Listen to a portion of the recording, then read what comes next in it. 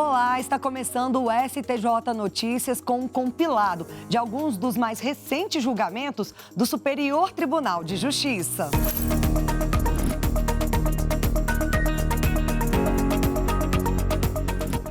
Nesta edição, você vai ver reconhecimento de filiação socioafetiva póstuma. É possível mesmo se filho retornar à família biológica. Admitida a partilha de bens solicitada após contestação na ação de divórcio. E mais, deve continuar presa mulher acusada de integrar organização que teria movimentado 50 milhões de reais com tráfico internacional. O STJ Notícias está no ar.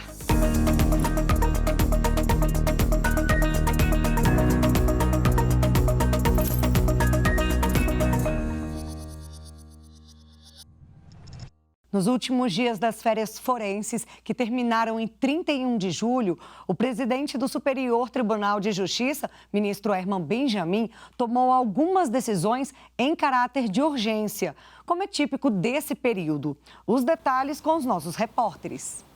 Homem apontado como um dos maiores assaltantes de banco do país é mantido preso por suspeita de homicídio. A decisão é do Superior Tribunal de Justiça.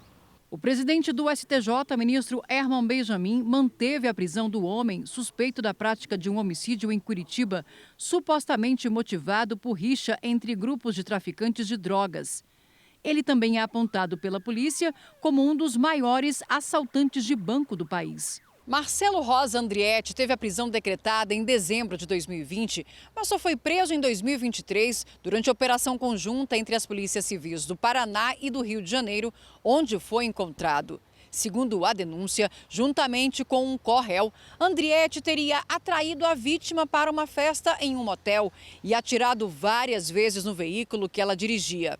Além disso, teria ameaçado uma testemunha, tentando intimidá-la para que alterasse o seu depoimento. Ao STJ, a defesa argumentou que o acusado está preso preventivamente há quase 2 anos e que houve adiamento injustificado da sessão de julgamento pelo Tribunal do Júri, inicialmente prevista para maio de 2025, mas remarcada para outubro. Contudo, o presidente do STJ, ministro Herman Benjamin, não verificou a ocorrência de qualquer ilegalidade ou urgência para justificar a concessão da liminar durante o plantão judiciário. O ministro afirmou que uma análise mais aprofundada do caso será feita no julgamento definitivo do habeas corpus pela 5ª turma, sob a relatoria do ministro Reinaldo Soares da Fonseca. Superior Tribunal de Justiça decide que a acusada de integrar organização que teria movimentado 50 milhões de reais com tráfico internacional vai continuar presa. A decisão foi do presidente do Superior Tribunal de Justiça, ministro Herman Benjamin. Ele negou o pedido de liminar e manteve a prisão preventiva da mulher, apontada por supostamente integrar o núcleo paulista de uma organização criminosa voltada ao tráfico internacional de drogas e à lavagem de dinheiro. O grupo, com atuação em cidades mineiras do interior paulista e na cidade do Rio de Janeiro, foi alvo da Operação Sideways em abril deste ano. Foram apreendidos insumos para a produção de drogas, grandes quantidades de cocaína e crack, além de 400 mil reais em espécie, joias e veículos de luxo. A acusada, apontada como laranja, seria responsável por ocultar e reciclar o produto do tráfico. Segundo a denúncia, na conta bancária dela, foram identificados diversos depósitos sem origem lícita. A movimentação ocorria pelo aplicativo instalado no celular de outro envolvido. Além disso, diversos carros que estavam no nome da mulher seriam usados pela organização. Ao Superior Tribunal de Justiça, a defesa da mulher alegou que a prisão foi fundamentada de forma genérica e embasada no perigo abstrato de reiteração criminosa por parte dos investigados. Ao requerer a concessão de liminar para revogar a medida, afirmou que nada ilícito ou comprometedor foi encontrado com a acusada e que ela, além de ser mãe, é primária, tem residência fixa, possui bons antecedentes e emprego formal. Mas para o presidente do STJ, ministro Herman Benjamin, não há ilegalidade manifesta ou urgência para justificar o atendimento do pedido. O ministro ainda ressaltou que a análise aprofundada do caso será feita no julgamento definitivo do habeas corpus pela 6ª turma, sob relatoria do ministro Sebastião Reis Júnior. Superior Tribunal de Justiça mantém prisão de suposto líder de organização criminosa de Goiás. Um homem suspeito de liderar organização criminosa armada em Goiás teve a liminar em habeas corpus indeferida pelo presidente do Superior Tribunal de Justiça, ministro Herman Benjamin. O réu já estava em prisão preventiva quando foi condenado a pena de 17 anos e 4 meses em regime inicial fechado. E, em primeiro grau, foi negado o direito de ele recorrer em liberdade. O homem denunciado com outras 46 pessoas responde por organização criminosa, lavagem de dinheiro e falsidade ideológica. Segundo a Polícia Civil de Goiás, mesmo após a prisão, ele teria usado documentos falsos para abrir contas bancárias e chegou a movimentar mais de R$141 mil. Após a condenação, a prisão preventiva foi mantida pelo Tribunal de Justiça de Goiás, que apontou que o réu teria continuado com as atividades ilícitas, mesmo já sob custódia. No habeas corpus apresentado ao Superior Tribunal de Justiça, a defesa alegou constrangimento ilegal na manutenção da prisão, pois estaria fundamentada apenas na gravidade abstrata dos delitos. Também sustentou que o réu está preso há 3 anos e 9 meses, o que caracterizaria indevida antecipação do cumprimento da pena. Ao analisar o requerimento da defesa, o ministro Herman Benjamin entendeu que não houve demonstração de ilegalidade manifesta nem de situação urgente que justificasse a concessão da liminar. Segundo o presidente do STJ, o pedido de liberdade deverá ser examinado com mais profundidade no julgamento definitivo do habeas corpus a cargo da 6ª turma do STJ, sob a relatoria do ministro Rogério Schietti Cruz. E para encerrar o apurado com algumas das principais decisões do final do recesso forense, a gente traz outra reportagem de Marina Campos sobre a transferência de suposto líder do tráfico no Rio de Janeiro para Presídio Federal.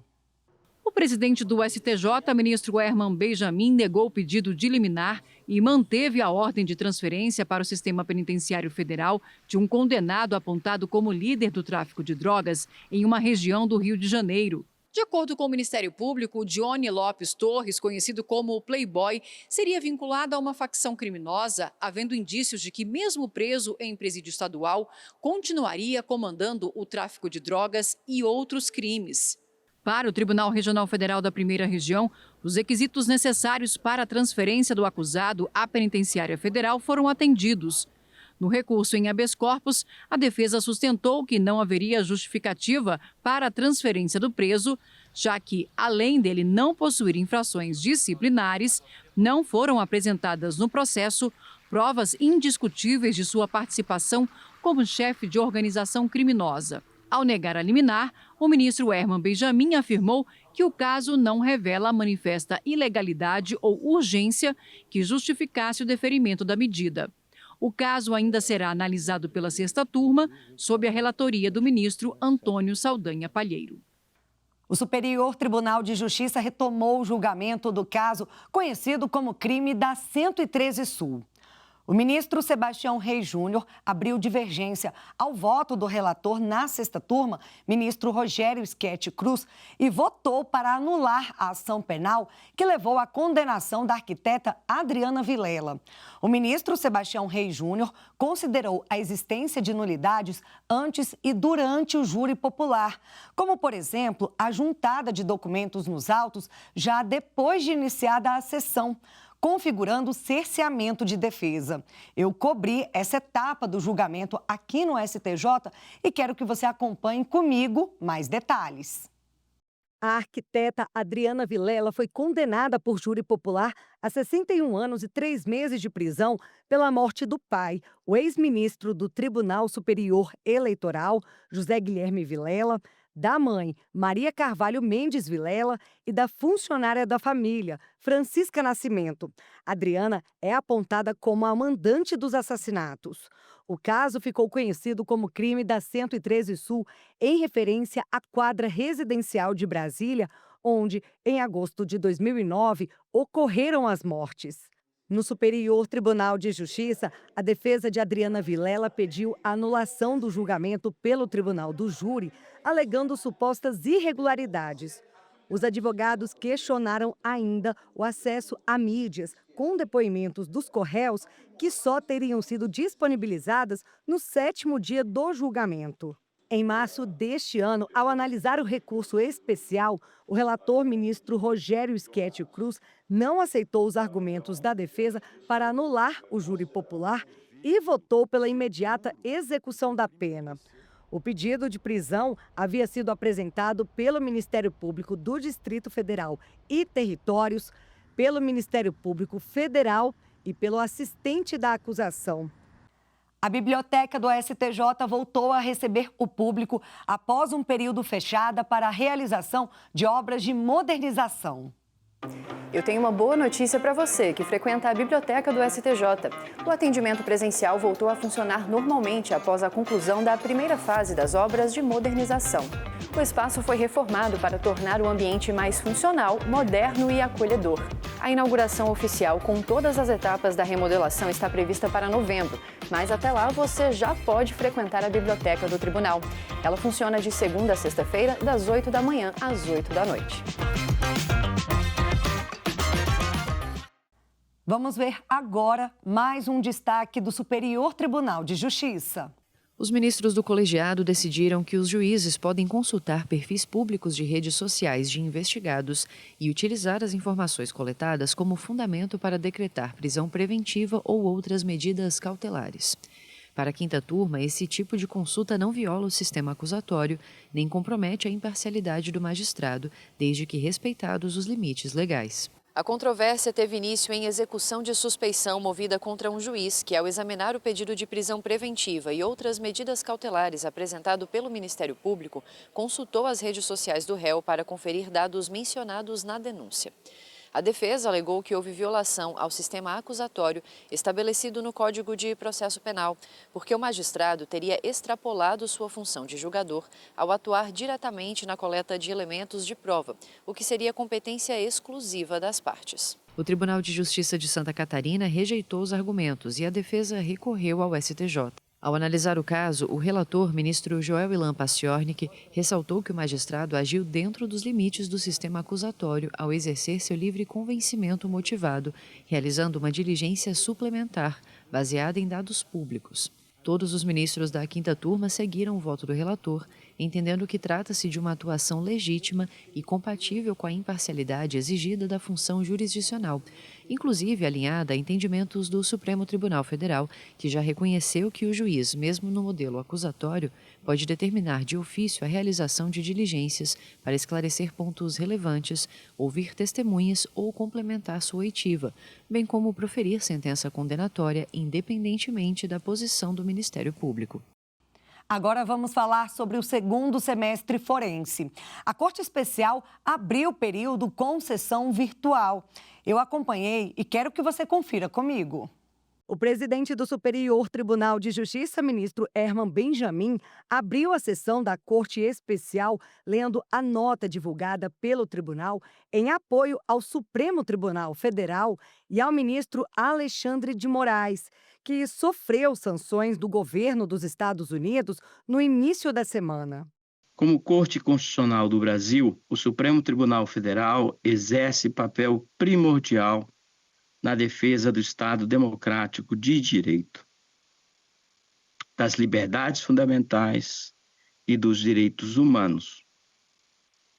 Por isso, são injustificáveis, sobre qualquer ângulo, tentativas de interferência política, nacional ou internacional, no seu funcionamento e na atuação independente dos seus integrantes. Em seguida, o ministro-presidente do STJ, Herman Benjamin, apresentou o relatório de julgamentos durante o recesso forense. Entre os dados, foram conclusos para decisão mais de 9.500 processos. O número de liminares concedidas representa quase 3% dos processos apreciados. Os HCs e RHCs, 80% do total. O presidente do STJ, ministro Herman Benjamin, apresentou também os dados dos processos analisados pela Assessoria de Admissibilidade, Recursos Repetitivos e Relevância, responsável por filtrar as ações que chegam à Corte. No primeiro semestre, nós tivemos 178 mil processos, um número inacreditável. Foram proferidas quase 100 mil decisões. Vejam que na primeira sessão teria recebido 53% mais processos, não fosse a AP. A segunda sessão, aí é o recorde absoluto, teria recebido 73% a mais. E a terceira sessão teria recebido 23% a mais. Ou seja, o tribunal não sobreviveria sem a AP. Graças ao reforço de juízes auxiliares convocados para atuar na terceira sessão, houve redução no acervo geral de processos. Por isso, o tribunal terá novamente o apoio dos magistrados. Nós estaremos implementando, a partir de 14 de agosto, a força-tarefa dos juízes convocados, com 150 juízes convocados na segunda sessão. O ministro Herman Benjamin, presidente do STJ, também mostrou que várias metas nacionais do Poder Judiciário foram alcançadas, apresentou os eventos que serão realizados pelo STJ e anunciou o início da restauração do mural do Salão de Recepções do Tribunal. Quinta turma do Superior Tribunal de Justiça julga mais de 2.000 processos em uma única sessão. Na retomada do segundo semestre forense de 2025, a quinta turma do STJ, que julga casos criminais, alcançou um número recorde. Em uma única sessão, julgou 2.324 processos. O ministro Reinaldo Soares da Fonseca, presidente do colegiado, destacou que o marco foi alcançado com a contribuição dos juízes auxiliares convocados temporariamente pelo STJ. Esta sessão ela é muito especial na medida em que a quinta turma, já há alguns meses, vem passando por um trabalho de mutirão com a colaboração de juízes do Brasil inteiro, sem prejuízo de suas funções na origem e por deliberação e por iniciativa do eminente ministro Herman Benjamin, presidente desta Corte. E, em função desse trabalho que vem sendo desenvolvido, os resultados estão patentes, tanto na quinta turma quanto na sexta turma. A convocação dos juízes auxiliares temporários foi feita pela presidência do STJ em outubro do ano passado e deve encerrar em outubro deste ano. Os magistrados foram convocados para atuar nos gabinetes dos ministros que integram a terceira sessão do STJ. Com a força-tarefa, o colegiado já registrou uma redução de mais de 40% do acervo histórico de processos. O presidente da quinta turma mencionou ainda o empenho dos gabinetes na conferência dos processos durante o mês de julho. Isso é um recorde, sem sombra de dúvidas, na história do Superior Tribunal de Justiça. E aproveitando o mês de julho, em que nós colocamos os processos em julgamento, para julgamento com antecedência, a fim de que os gabinetes pudessem fazer as conferências, as aderências ou divergências, né, e facilitar esta sessão de hoje. Terceira turma do Superior Tribunal de Justiça admite partilha de bens superveniente pedida após contestação em ação de divórcio. No caso julgado, o colegiado determinou a inclusão em uma partilha de divórcio do crédito de previdência pública recebida pelo ex-marido durante o casamento e até a separação de fato, relativo a um documento novo acrescentado aos autos após a contestação. Os envolvidos foram casados sob o regime de comunhão universal de bens por mais de 20 anos. O ex-marido ajuizou a ação de divórcio com pedido genérico de partilha do patrimônio e logo após a audiência de instrução e julgamento, a ex-esposa pediu que fossem incluídos valores referentes ao pagamento atrasado de aposentadoria especial, que foi reconhecida em ação previdenciária julgada durante o divórcio. O Tribunal de Segunda Instância entendeu que o pedido de inclusão de valores não foi feito dentro do prazo e, além disso, não viu excepcionalidade que justificasse a pensão alimentícia. No Superior Tribunal de Justiça, a esposa sustentou que os créditos referentes à Previdência foram concedidos durante o processo de divórcio e que o pedido de partilha foi feito na primeira oportunidade de manifestação. Ela também alegou ter direito à pensão alimentícia por estar em tratamento de saúde e ter abdicado da vida profissional por mais de 15 anos para se dedicar à vida doméstica e ao ex-marido. A relatora, a ministra Nancy Andrighi, enfatizou que no julgamento devem ser considerados os bens pertencentes ao patrimônio comum em todo o curso da demanda, não apenas os listados na petição inicial. Para Nancy Andrighi, além de demonstrada a boa-fé da ex-esposa, não haveria razão para uma sobrepartilha, já que ainda não foi finalizado o próprio processo de divórcio. A relatora destacou também que a jurisprudência do STJ considera comunicáveis os créditos de previdência pública, ainda que recebidos após o divórcio, caso eles tenham sido concedidos na vigência do casamento. A terceira turma seguiu o voto da relatora e considerou ainda que as particularidades do caso justificam a concessão de fixação de pensão alimentícia por prazo indeterminado. Ainda no direito privado, terceira turma decide que reconhecimento de filiação socioafetiva póstuma é possível mesmo se o filho retornar à família biológica.